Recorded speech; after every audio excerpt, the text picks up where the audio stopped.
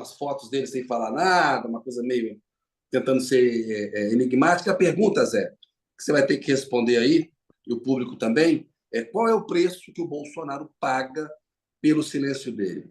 Palavra com você, Zé.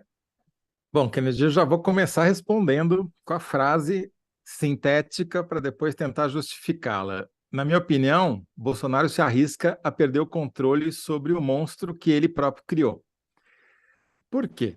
A gente está vendo sinais de que tem muita gente do entorno dele muito incomodada com esse silêncio, não pelo silêncio em si, mas pelo vácuo que ele está criando. E a gente sabe, talvez seja a frase mais lugar comum da política: não existe vácuo em política. Se você não ocupa espaço, alguém vai e ocupa por você, não é isso? Poder não tem vácuo, não admite vácuo. Exatamente. E o que a gente está vendo? A gente está vendo algumas pessoas se arvorando a ocupar o espaço que o Bolsonaro está deixando. Então, por exemplo, o Silas Malafaia, o pastor, gravou esses dias um vídeo na internet que teve bastante repercussão, dizendo o quê? Que, olha, os militares não podem, tentando, manual do golpismo 1.1, né? Dizendo assim, os militares sozinhos não podem tomar nenhuma atitude, eles precisam ser convocados pelo presidente da República. E o Bolsonaro não está convocando os militares, porque se ele convocar, os militares podem intervir, blá, blá, blá, artigo 142, aquela papagaiada toda. O que ele está querendo fazer com isso? Ele está querendo empurrar o Bolsonaro para uma radicalização do discurso e ocupar o lugar do Bolsonaro de alguma maneira. Não, obviamente, todo o espaço do Bolsonaro, mas uma fatia do espaço do Bolsonaro. O Bolsonaro já perdeu espaço nas redes sociais. Aconteceu um fato inédito aí, né?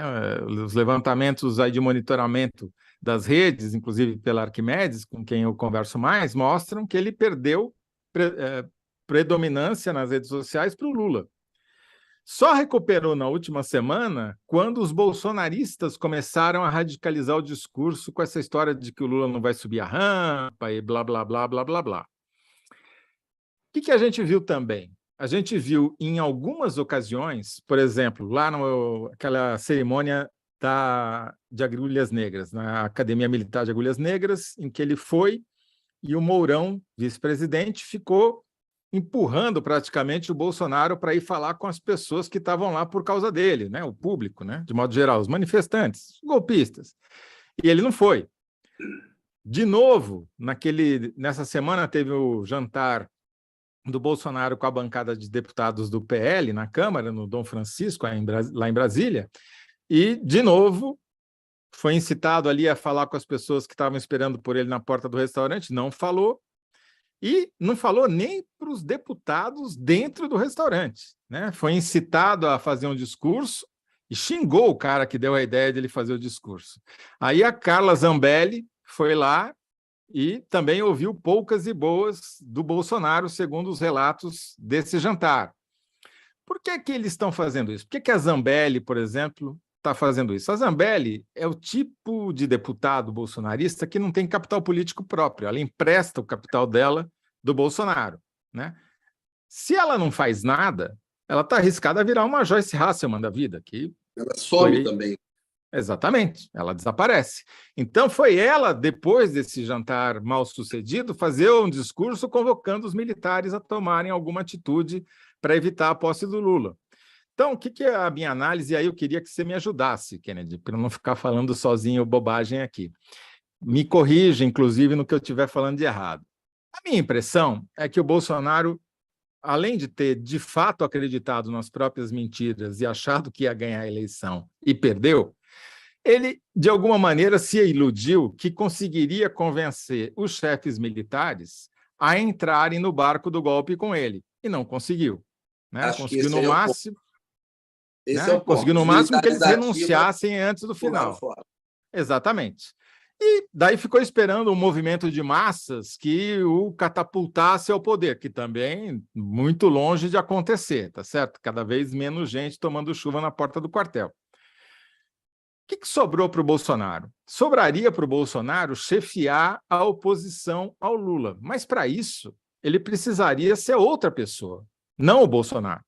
Porque ele nunca chefiou ninguém no Congresso, ele nunca foi capaz de fazer uma articulação, ele nunca foi capaz de montar uma base, ele sempre terceirizou esse trabalho, né?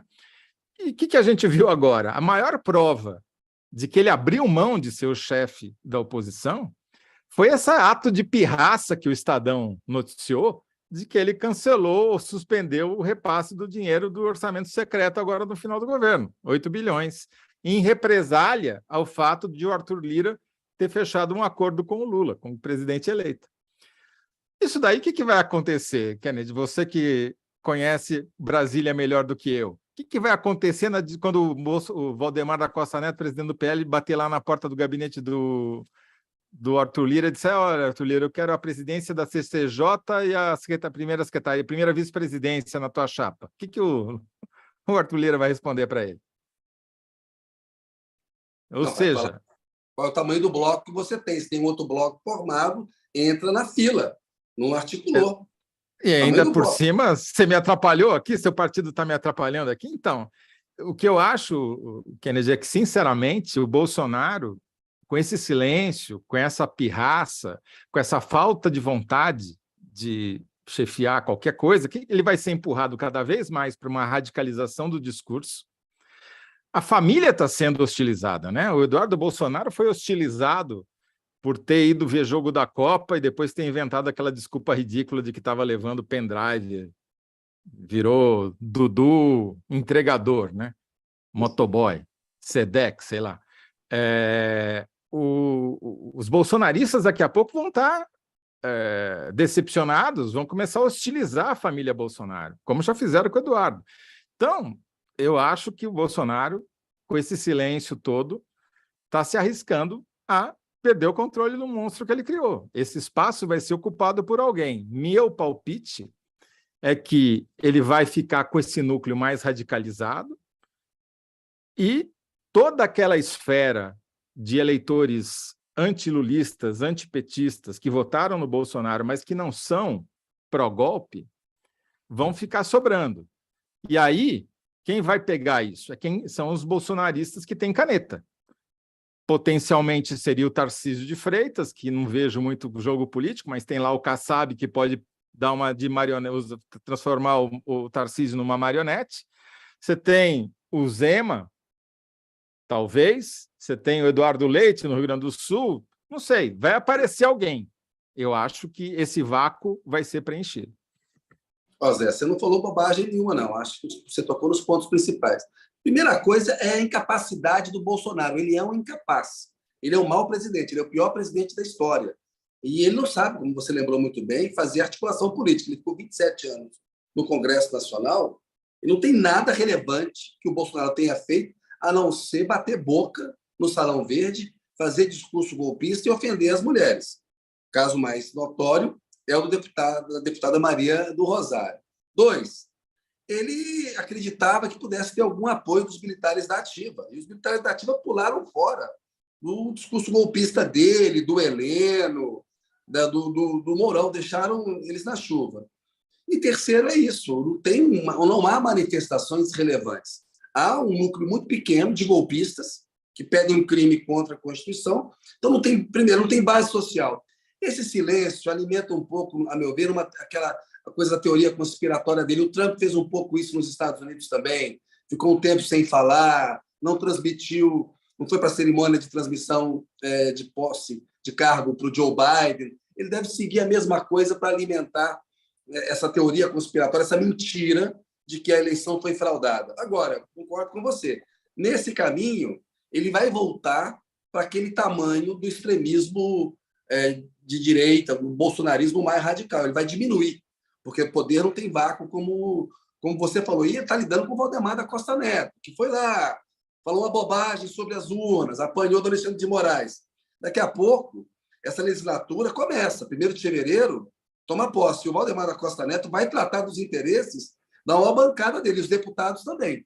Né? E há 2 partidos ali dentro. Então, agora, enquanto o Bolsonaro ainda é presidente, está nessa coisa, o Valdemar ainda está dando alguma demonstração de prestígio, de apreço. Daqui a pouco, essa casa que está prometida a ser alugada, essa presidência de honra do PL e vai subir, porque agora é o único capaz, né, Zé? É o pior presidente da nossa história, é uma junção de tudo de ruim, né? Nós pegamos o pior político que a gente tinha em 2018 e levamos para a presidência da República. Graças a Deus, estamos nos livrando dessa figura agora em 2018. Eu acho que sua resposta está correta. Ele corre o risco de perder controle, inclusive, sobre esse monstro que ele criou, né? Um monstro que teve o apoio decisivo da Lava Jato.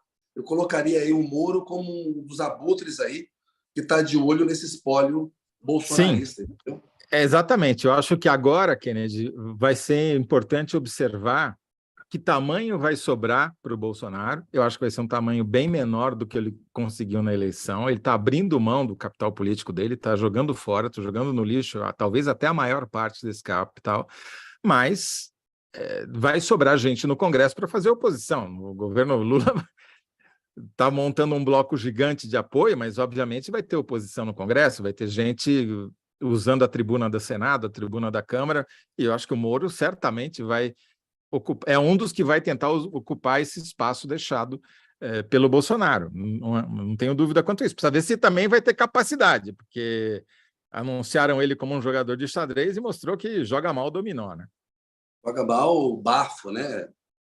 Para o ímpar. Ô Zé, alguns comentários aqui, ó. O Alisson